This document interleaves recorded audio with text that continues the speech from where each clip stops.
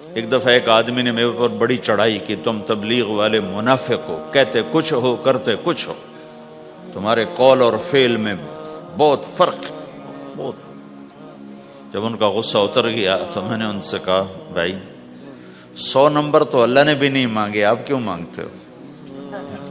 اللہ نے کہا ہے فمن ثقلت موازینہ، جس کی نیکیاں بڑھ جائیں گی گناہ تھوڑے ہوں گے تو پاس کر دوں گی۔ تو 100 نمبر تو اللہ نے بھی نہیں کہا کہ ایک گناہ تیرے کھاتے میں نہیں ہونا چاہیے، 100/100 نمبر لے گا تو جنت دوں گا، نہیں تو ریپٹ مار کے جہنم میں ڈالوں گا۔ تو 100 نمبر تو اللہ بھی نہیں مانگتا، اسے پتہ ہے میرا بندہ کمزور ہے، کبھی گناہ کرے گا کبھی نیکی کرے گا۔ تو وہ کہتا ہے جس کے پاس 51 نیکیاں ہوئیں اور 50 گناہ ہوئے تولوں گا تو 51 جھک جائیں گے نا، 50 معاف۔ مثال دے رہا ہوں میں، ہمارے علاقے میں ایک زمیندار تھے، وہ ذکر بھی بہت کرتے تھے، گالیاں بھی بہت دیتے، ادھر سبحان اللہ تیرے فلانے، الحمدللہ کے ساتھ ایک پھکڑ تولتے تھے، ساری زندگی وہ ایسا ہی کرتے رہے۔ جب وہ فوت ہو گئے تو کسی نے ان کو دیکھا تو انہوں نے پوچھا کہ میاں صاحب آپ کے ساتھ کیا ہوا، آپ تو گالیاں بہت دیتے تھے۔ خود انہوں نے یہ پوچھ رہے آپ تو گالیاں بہت دیتے تھے، تو آپ کے ساتھ کیا ہوا؟ کہ اللہ تعالیٰ نے میرے ذکر اور میری گالیوں کو تولا تو میرا ذکر بڑھ گیا تو میری بخشش ہو گئی۔ اللہ نے بھی کاؤنٹنگ رکھی ہے، پرفیکشن مانگی ہی نہیں۔ اگر اللہ پرفیکشن مانگتا تو پھر آپ کہتے تم کرتے کچھ ہو کہتے کچھ ہو۔ اگر میں کہتا صحیح ہوں تو ایک نیکی تو کر رہا ہوں، اور کرتا نہیں ہوں تو ایک گناہ کر رہا ہوں۔ کیا پتا میرا رب میرے کہنے کے طفیل میرے نہ کرنے کو معاف کر دے۔ بس ایک صورت میں ہے کام خطرناک کہ اگر میں اس کہنے سننے کو اپنی دنیا بنانے کا ذریعہ بنا لوں پھر خطرناک ہے۔ أَتَأْمُرُونَ النَّاسَ بِالْبِرِّ وَتَنْسَوْنَ أَنفُسَكُمْ وَأَنْتُمْ تُتْلُونَ الْكِتَابَ، وہ یہ آیت ہے۔ لیکن اگر میرے اندر اخلاص ہے تو پھر میں انسان ہوں، کبھی اچھا کروں گا کبھی برا کروں گا، لیکن میرے ذمہ صدا لگانا ہے۔ تو بھائیو اس تبلیغ کے کام کو کرتے رہنا، اس سے ایمان بنتا ہے، ایمان سے دین وجود میں آتا ہے۔ دین کے 2 حصے ہیں، ایک عبادات ہے جس میں نماز سب سے اہم ہے، پھیری پہ ہو گھر پہ ہو نماز نہ چھوڑو۔ رمضان کے روزے ہیں، اللہ پھر رزق زیادہ دے دے، حج کرو، زکوٰۃ دو، لیکن عبادات بڑی محدود ہیں اور اس میں کثرت اللہ نے مطالبہ بھی نہیں کیا، بلکہ اللہ تعالیٰ نے اس میں اعتدال ہی کو پسند فرمایا ہے۔ اللہ تعالیٰ نے ہمارے نبی لمبی لمبی نمازیں پڑھتے تھے تو اللہ تعالیٰ نے روک دیا کہ ما انزلنا علیک القرآن لتشقی، میرے نبی میں نے تمہیں قرآن اس لیے نہیں دیا کہ تو لمبی لمبی نمازیں پڑھ کے تھکتا رہے، درمیان نہ چل۔ اللہ کے نبی نے تبلیغ میں زیادہ زور دکھایا تو اللہ نے اس پر بھی کہا فلا تذهب نفسك علیہم حسرات، اتنا غم نہ کیا کر کے تو خود ہی ہلاک ہو جائے، نہیں ایسا نہ کر۔ تو عبادات محدود ہیں اور اس میں اعتدال مطلوب ہے۔ سارا دن مصلی پہ بیٹھنا یہ اللہ نہیں دیکھنا چاہتا، اللہ یہ دیکھنا چاہتا ہے کہ باہر جاتا کہ میں دیکھوں کہ اب تو کیا کرتا ہے۔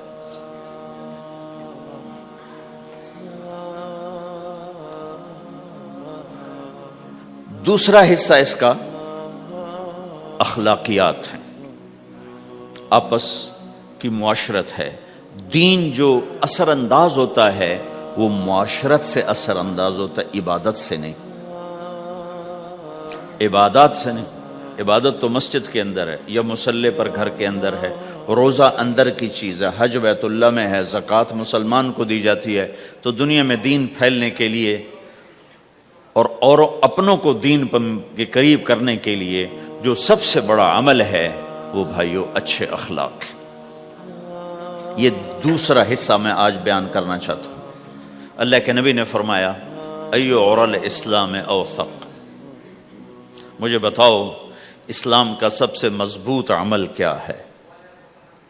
تو صحابہ نے کہا الجہاد، یا رسول اللہ جہاد۔ اسلام کا سب سے مضبوط عمل کیا ہے؟ صحابہ نے کہا جہاد، تو آپ نے کہا وَحَسَنٌ وَمَا هُوَ بِهِ، ہاں جہاد بہت اچھا عمل ہے لیکن سب سے بڑا عمل نہیں ہے، سب سے مضبوط عمل نہیں ہے۔ ان کا جی الصلاۃ، نماز، تو ہم نے کہا ہاں وَحَسَنَةٌ وَمَا هِيَ بِهَا، نماز بھی بہت اچھی چیز ہے لیکن وہ نہیں جو میں پوچھ رہا ہوں، سب سے اعلیٰ، سب سے اوپر، سب سے مضبوط نہیں۔ تو انہوں نے کہا جی الحج، حج، تو آپ نے کہا حج بھی بہت اچھا عمل ہے لیکن وہ نہیں جو میں نے پوچھا ہے۔ پھر صحابہ نے کہا جی روزہ، آپ کا روزہ بھی بہت اچھا ہے لیکن وہ نہیں جو میں نے پوچھا ہے۔ تو پھر صحابہ نے کہا یا رسول اللہ پھر آپ ہی بتائیں، ہمیں تو نہیں پتا۔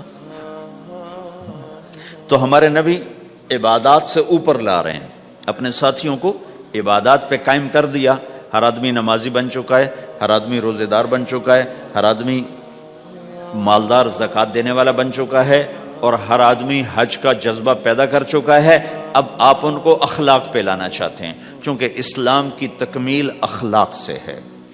اسلام کو تشبیہ دی گئی ہے گھر کے ساتھ، بنی الاسلام علی خمس، تو بنیا کا لفظ عمارت پر بولا جاتا ہے۔ تو اسلام کی بنیاد میں ہے کلمہ، نماز، روزہ، حج، زکوٰۃ۔ اگر اس مسجد کی بنیادیں بھر دی جائیں تو اس کو مسجد تو نہیں کہیں گے نا، ہاں جی بنیادیں ڈال دی ہیں، چھت ڈالنی ہے، جب چھت پڑے گی تو پھر یہ مسجد کہلائے گی۔ تو اسلام کی بنیاد قائم ہو چکی تھی، اب آپ چھت ڈالنا چاہتے تھے۔ چھت کیا ہے؟ وہ اچھے اخلاق ہیں، تو اب آپ ان کو اوپر لا رہے ہیں، اوپر لا رہے ہیں۔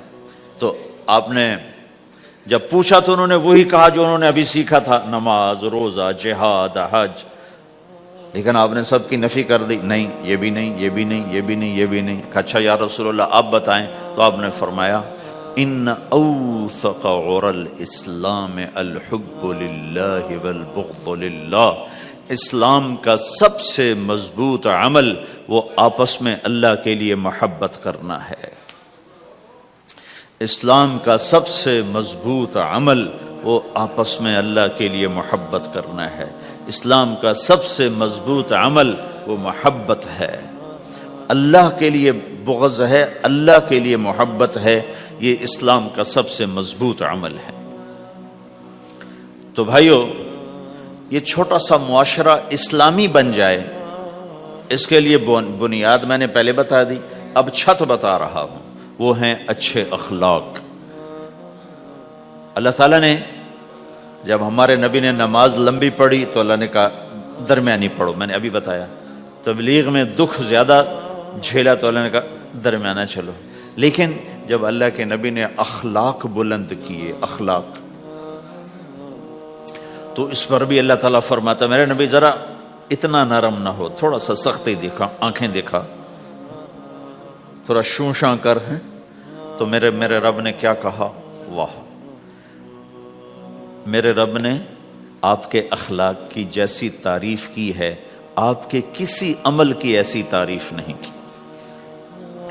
نماز کو کہا معتدل، اعتدال، دعوت کو کہا اعتدال، اور اخلاق کو کیا کہا؟